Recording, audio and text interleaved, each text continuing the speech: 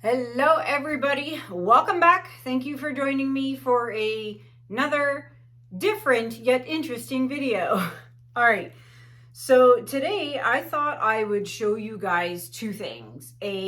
How I wrap up my paintings to get them ready for shipping, and how I box them up and all that other fun stuff, and I'll share with you as much as information as I can as possible. All right, so I know I did a how to wrap your painting eons ago. It's probably at least 2 years old, the video. So lots has changed since then. Not much, but I have changed a few things.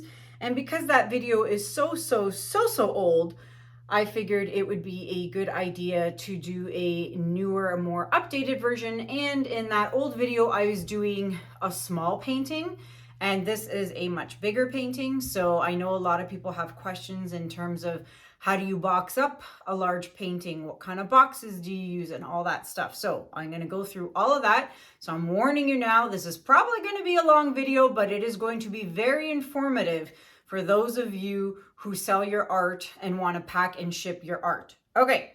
So what I have here is an 18 by 24 inch canvas.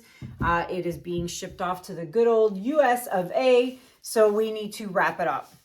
So what I have here is this massive roll of brown craft paper. I believe it's 36 inches. I believe. Let's just see. Yes, I was correct. It is 36 inches. Now I got it from some company. Now, don't forget, I'm in Canada. So it's from this company in Mississauga called First Call.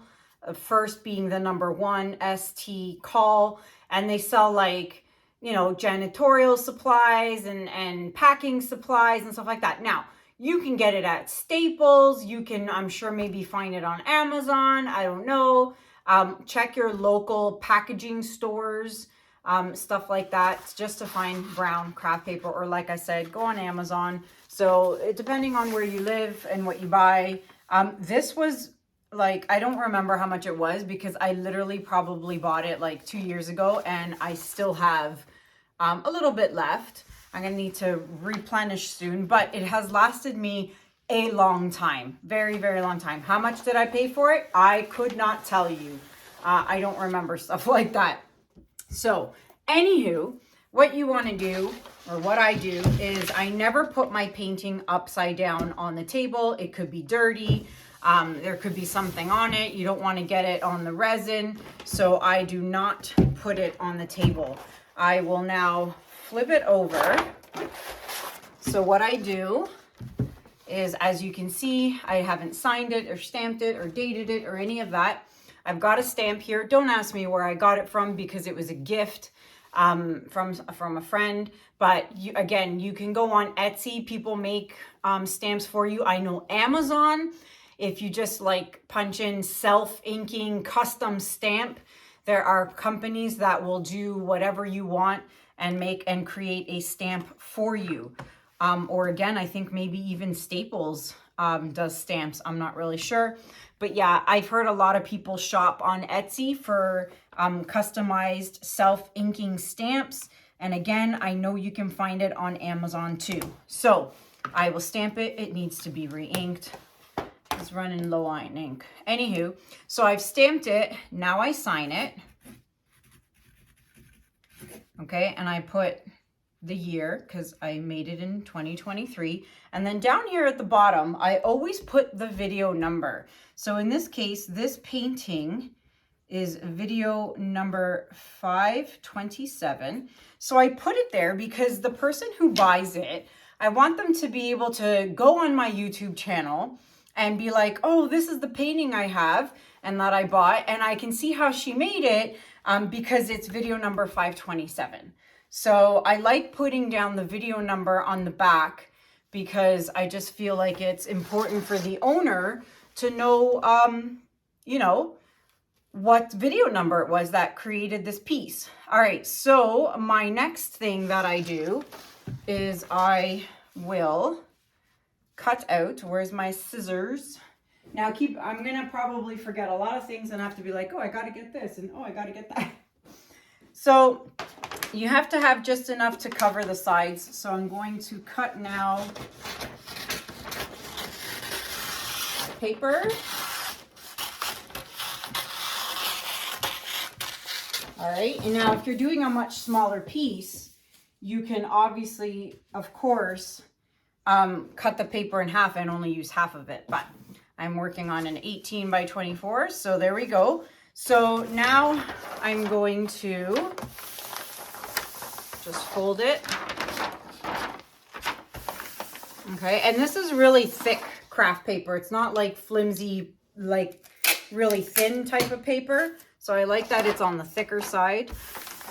Okay, and I will just put a piece of tape here. Do not put tape on the side where it's resined. You do not want to put any tape on that side, so avoid that. All right, and I shall put a piece here. Now, some of you might be watching and thinking, I don't need a lesson on how to put paper around my canvas. And, you know, some of you may not, but believe it or not, there are a lot of people who have been asking me to do a video like this. So I figured, you know what, I got to pack this up for a client. I might as well set the camera up and hit record. All right, so then I fold in like so, just like that. You know, it's just like wrapping a Christmas present, right? Got my tape. All right. Now let's do the other side. I'll do it in this angle. Maybe you can see it. Yeah, actually you can see it better. So what I do is instead of like doing that, I actually just push the corners in like this and push this corner in. You see that? Like that. Okay. And I will flatten that and flatten that. So now it looks like that. And then I push this down like this. Okay, flatten those out and you've got a nice, crisp, clean fold. See? Lovely. All these years of Christmas wrapping, I've learned a few things. All right, so there. That is now wrapped up. Okay, there you go. Perfect. Very, very nice. And then here I have a little personalized card that I like to give and put on all my pieces. And then I have this roll of stickers that I got off Amazon. It just says, thank you for supporting my small business. And it just comes in different colors like that, which is actually really cool. And this roll has lasted me forever. I feel like I bought it years ago. And I just like to put it right there on the card. And then, always looking for something, I'll just get a little piece of tape and I like to tape it to the canvas. That's it. So that is that part. That is ready to go. And then the other thing is now we bubble wrap. So I get the Duck brand bubble wrap from Amazon. You can get whatever bubble wrap you want. Some people, this is just your regular thin bubble wrap. Some people like to use, oh, I don't know if I can reach it. Hold on. See, I told you. I'm going to have to get things all the time in this video. All right. Some people like to use this really thick, bigger bubbles. Okay. You can use whatever you want. This is way more expensive and this is all I have left anyway. So yeah, I don't use this because I find it unnecessary. This works just as good. So, and it's not as expensive. So I will cut enough, and these are pre-cut in 12-inch increments, but I want to make sure I have enough. I do. So that should be enough. I'm going to move this out of the way for a second. And so I can get my bubble wrap ready. All right. Then I have my next strip.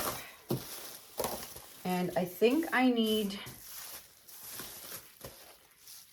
3 strips for this 18 by 24. Yes, I do. So another strip. Okay, so that's it for the bubble wrap. Okay, now I notice I keep flipping it the other way. So the bubble part is down and the smoother side is going to be what's going to be touching the canvas. Never, ever, ever, ever wrap a painting with just bubble wrap without protecting it with some sort of paper first, especially if your piece is resined, because these bubbles, indentations, will be left on your resin piece and say bye-bye to your piece. It is ruined. All right, so I've got 3 pieces here, and I tape them together like so. There's one piece. All right. And another piece. Now, in case you're wondering, I use dollar store tape. This dispenser and the tape is from the dollar store. You don't need fancy Scotch tape or any other nonsense like that. All right, just regular dollar store tape. All right, so I've got my bubble wrap down. Now, again, the flat side is going to be touching this, not the bubble side. All right, so there we go. Got this down like so. And then I shall just flip this in like this, and then I fold it.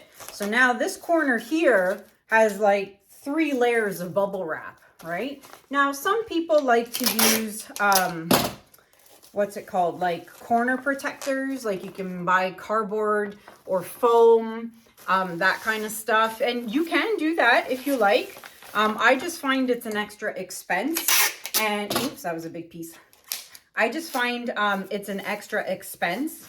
And if you have to buy all these extra things to protect the piece, I feel like shipping is going to be more expensive for the client, because now I have to factor in all these extra shipping materials, right? So keep that in mind when you sell a painting and you tell the person, you know, you have to pay for shipping. You know, shipping includes all the materials, because if this piece costs $30 to ship to the US and I charge that person $30, I'm not accounting for the bubble wrap, the paper, the tape, the boxes, all of that. That takes, you know, you got to factor that into your price, because if I'm paying for it, then I'm losing money, right? And you don't want to do that. So you've got to factor in, like, you know, add an extra couple of bucks or something. I don't know, whatever you feel is sufficient for you, but you got to charge a little extra for all the materials and your time too. Like, that's part of the cost. So there you go. So now it is wrapped up. It's got, you know, it's all protected and all that. So I put that aside just for a second. And now let's get to the boxes. Let me put my paper away so it's out of the way. Now, boxes. Most of you know I use pizza boxes, okay? I've been using them since day one, over 4 years now. And out of the hundreds and hundreds and hundreds of paintings I have ever shipped, I'd say a handful of them have been destroyed and damaged, and the painting was damaged. And that's because Canada Post, you know, sometimes uses the packages as soccer balls and likes to kick them around, or God knows what, you know. So it does happen, but when you're doing your shipping and you charge your shipping to your client, your best bet is to always use insurance. Always put insurance on it. Everything I ship out has insurance on it. So if something does happen, then I make a claim with Canada Post, and Canada Post will reimburse me for that, you know, amount of the painting that I claimed it was. Let's say the painting was worth $500 and I put insurance on it for $500. Then once you go through the claim and show them pictures of the damages and all of that, 9 times out of 10, they accept the claim and they will pay you $500, to which then, depending on the damage to the painting, you either pay that client the $500 that it was worth, and then they have a, I don't know, free painting, garbage painting. It depends how badly damaged it is.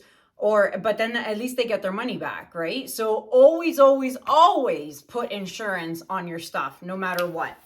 All right, so what I have here are 2 18-inch pizza boxes. Oh, oops. Oopsies.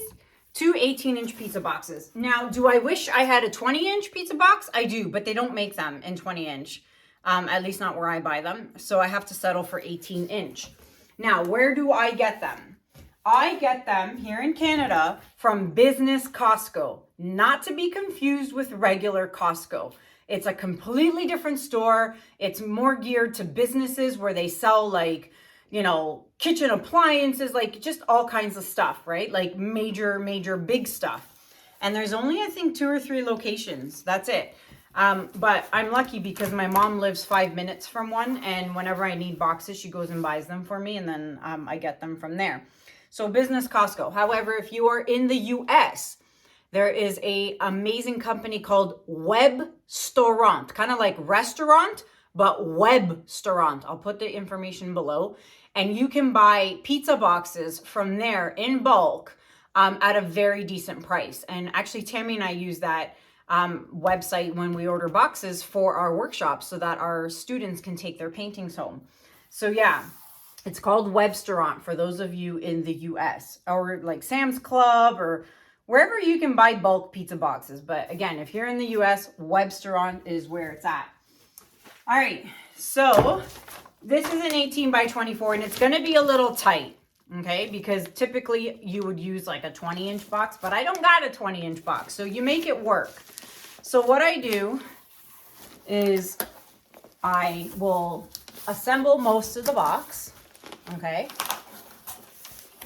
I know this is going to be really hard and bizarre for you guys, and if you don't have pizza boxes, you can get like just regular boxes, and then you're going to have to play like cut and paste with it. You're going to have to cut the box, tape it up, do this, do that, you know, whatever, right?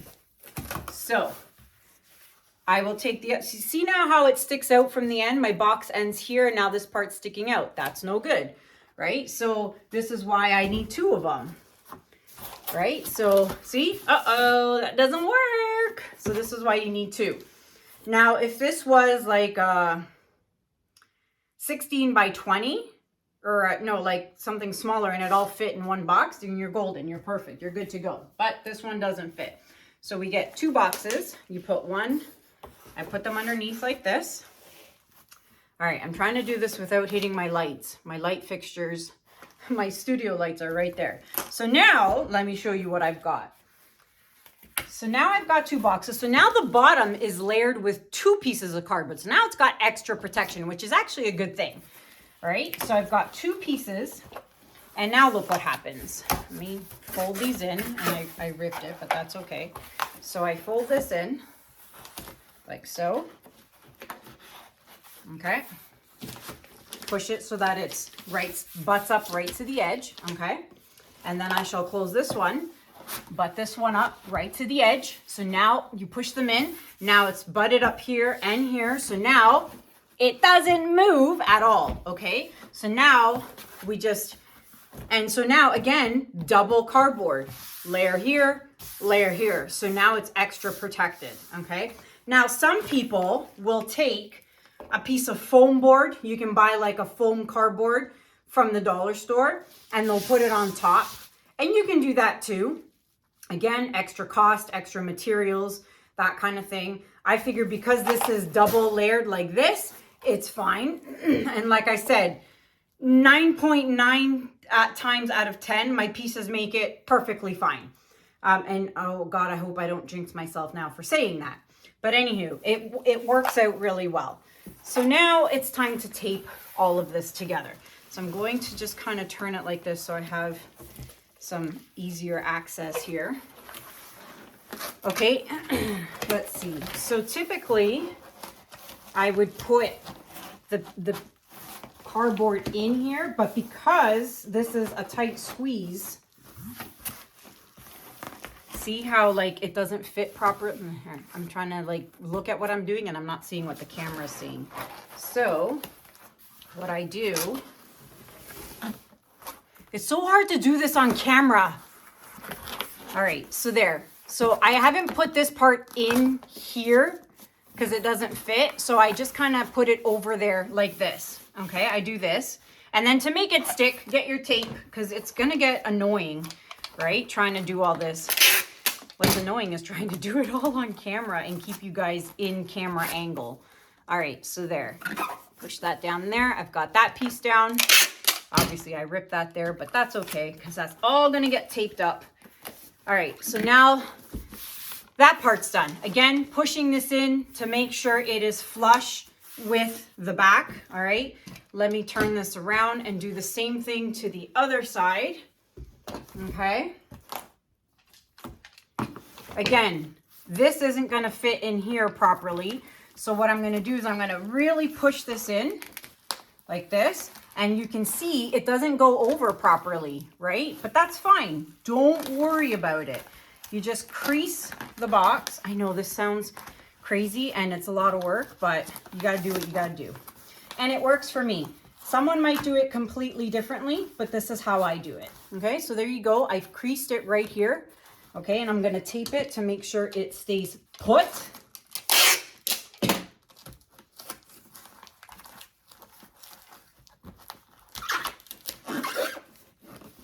I'm sweating here. This is like so hard doing this on camera. All right, I'm gonna put a piece of tape here. Push all of this bottom piece in as far as I can go. Crease this down. Like so. Tape it. And there you go. So now that's stuck. I'm gonna do this too, just to keep it, because sometimes the tape pops off.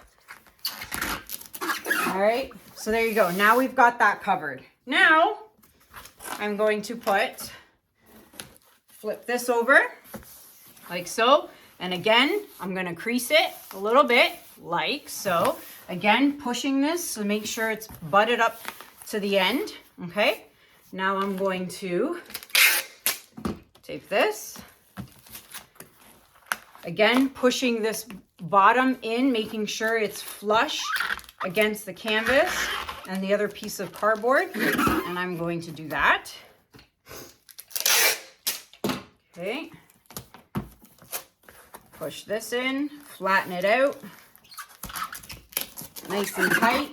That takes care of that. I'm gonna do one piece here in the center, just to be sure tape doesn't pop on me. So there you go. So now you've got this so far. Okay?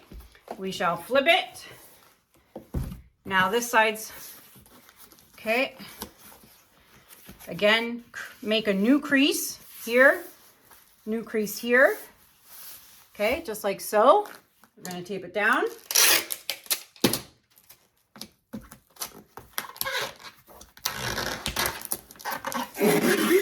Okay.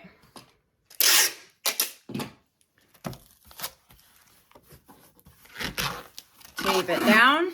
And then do the center here. All right, so there you have that part. So now what I like to do is pizza boxes tend to have these little slits on the back of them. That is for like the steam when the pizza's hot, you know, to let the air out. So I like to actually just bend these down like so. Okay, I bend them down. See? I bent them down and I tape them shut. Because what if your package is out in the rain or the snow or I don't know. You never know, right? With these couriers, what they do. So I fold them down and I tape over them so that there is nothing that can possibly get into that and, you know, potentially ruin your piece. So I fold those down, put a little small piece of tape over it. And there we go. Now nothing gets into that. Next thing, you have this flap here that's still, you know, you want to cover that up. So this is why I don't buy expensive tape, because you use a lot of it. And I'm not going through ridiculous amounts of tape. Scotch brand tape. No. When this stuff works just fine. Okay, so I put one strip here. And again, there's a hole here, right? Because again, it's a pizza box. So I like to cover it all. I like to do the whole thing. Give it a little wrap around the back, which you can't see, but I just literally wrapped it over the edge.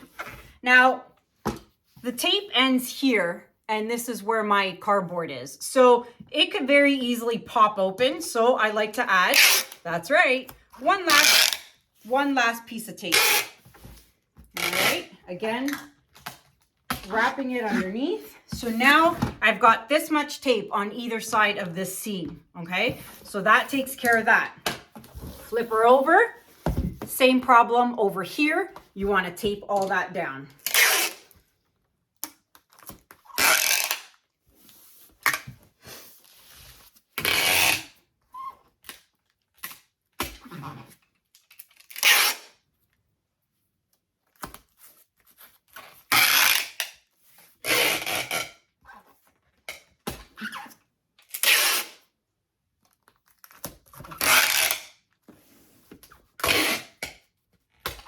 All right, so now that is down, okay? Now we need to work on the sides. Yes, I have a few pieces of tape here, but you want to get all of this covered. Now, I don't know how I'm going to do that on camera. Let's see here. I need, what can I put here to kind of prop it up? Maybe this? Yeah, that'll work. Although I can't really see what I'm doing, so bear with me here. So I want to just kind of push this down a little bit more. There we go. Okay. Now I'm kind of working backwards here, so bear with me. I can't really see what I'm doing. So I will go here and go all the way across. Like so. Okay. Now it's gone all the way across like this. Now I'm going to go a little further down to cover the first layer. Again, can't really see what I'm doing. And then I will fold this extra over. Okay? Do that. Like so. What's going on this side? And I'm going to do the same for this extra strip. Again, halfway only. I can't see. Okay. All the way across. Okay. Making sure this is nice and flat. And then I will bring this lip over. All right, there. Now this whole side is covered in tape. Overkill? Maybe, but trust me when I tell you, you do not want any of this tape. Like, look at this. You don't want any of this popping open in transition, and then you have a problem. So let me just do this side real quick where I can see what I'm doing.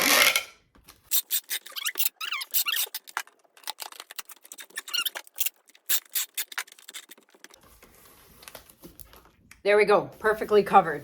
You see how there's some slits here? Again, probably for like air, I guess, for the pizza. Cover them up. Why not? Be safe than sorry. Okay, so that takes care of all of that. Now, you see here in the corner how there's a hole because that's where the pizza box is in there.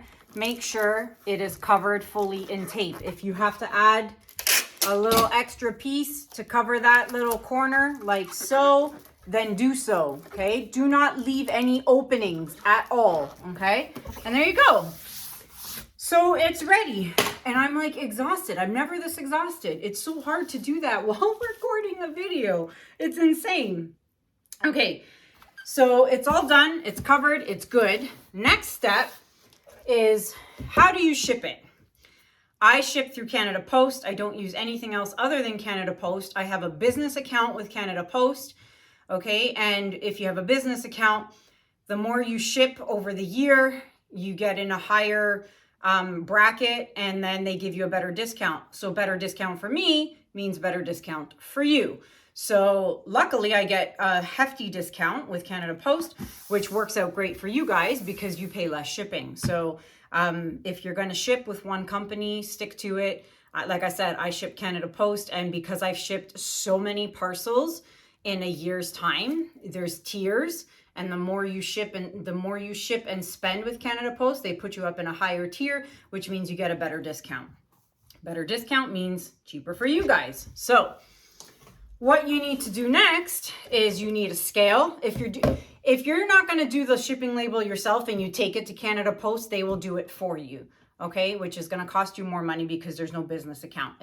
You can create a business account. You don't need to have a registered business. You literally just sign up and call it a business account, and that's it. They don't ask questions. They don't need any proof that you're a registered business, that you have none of that. You can just sign up as a business account. Okay. So if you decide to go to the post office, they will do everything for you. They will measure it, weigh it, and do all that. But if you want to do it from home, get yourself a kitchen scale, okay? And you want to weigh how heavy the piece is, all right? So sometimes it doesn't sit up straight. See, like, whoa, right? Because the sides aren't flat. So when that happens, you just kind of have to really just kind of let it, you know what I mean? Like, oh, and see what the amount is when you kind of let go. All right, so I'm gonna steady my fingers and kind of let it sit for a second. Okay, so it's 2390, 2390, so 2,390. It's in grams, but they go by kilos, but it's the same thing. So 2390 is 2.390 kilos, right? And if you don't know that, go on Amazon, go on Google and do a converter. So you can go grams to kilos or grams to pounds or whatever. So this is how I do it. Just weigh the damn thing, all right? Or darn thing, sorry. Weigh the darn thing, okay? And then you need to measure it, okay? Canada Post likes centimeters.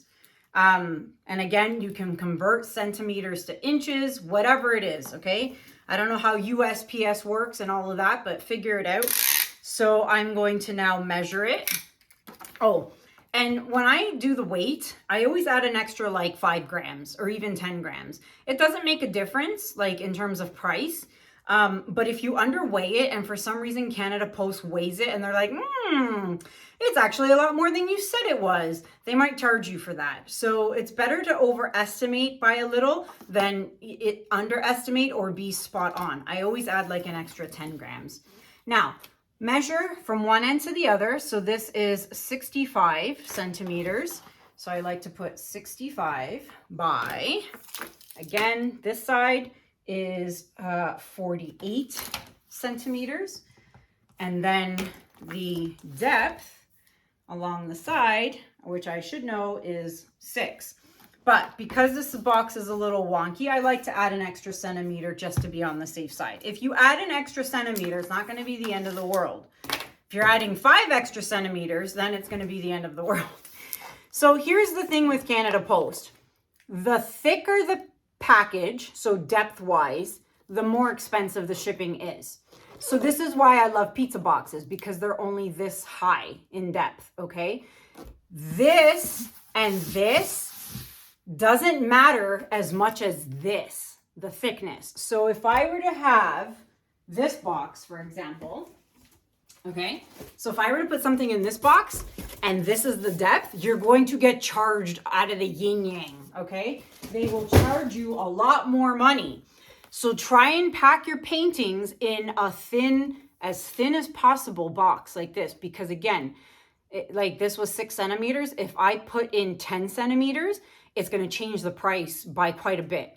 So the thinner the package, the better, okay? Which is why I love these pizza boxes. Okay, so I've got my weight, I've got my measurements. Then you can either, I like to do this, you can either buy these stickers off Amazon that say fragile, but I tend to feel like these postal people are just either oblivious, blind, or don't give a hoot about what is on the package. So I like to take this really big black marker that I bought from the dollar store and I write fragile. Like, I mean, even though it's not glass or something in there, you write it anyway. They don't know what's in there, right? Flip it over and I shall write it on the back. I say fragile. It's fragile. It's fragile. Fragile. Fragile. Here we go. Fragile. Okay? That's it. I put fragile on the front, fragile on the back, fragile. And there you have it, okay? That, my friends, is how I pack up a painting. Now, the bigger the painting, the longer it takes, the more product you use, the more exhausting it is. This is probably the worst part of my job as an artist, is packing paintings. Now, there's obviously a silver lining to it because it means someone's bought your painting and paid you money, which is amazing.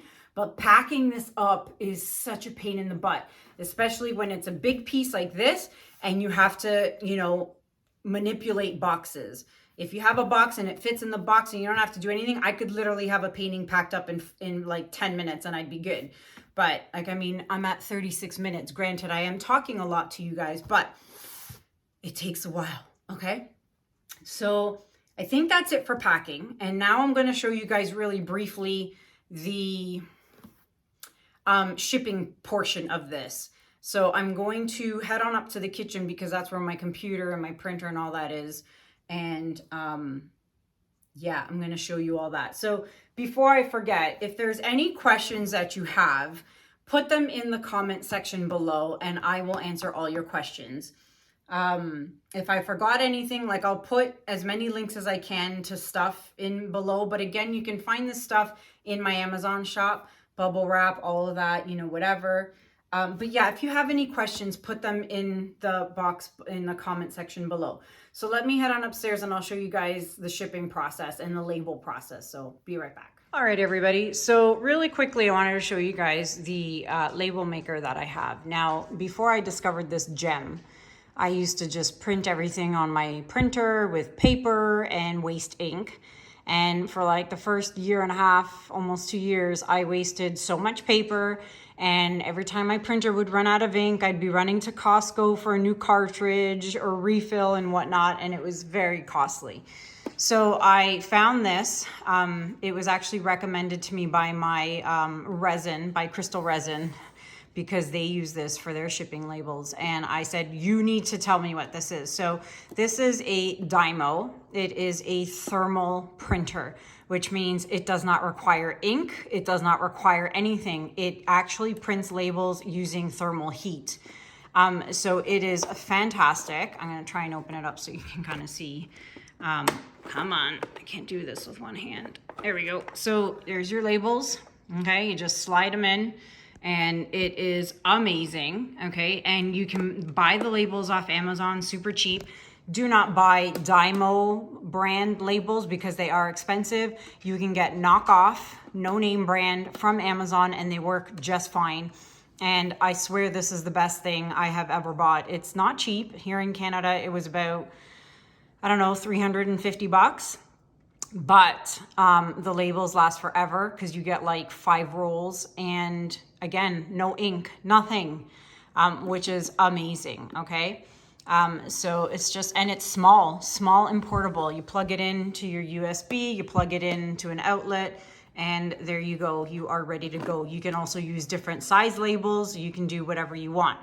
So I'm not going to show you because of confidential information, but I've already inputted all the information from my box. Oh, there's Echo. From all the information from the box. I don't want to show you my screen. So, because again, confidential information of the client and their address and my address and all that stuff. So I've put all the information into the Canada Post website. I have paid for the label. And now I am going to print the label and you'll see it is like the easiest thing in the world to do. All right, give it a second.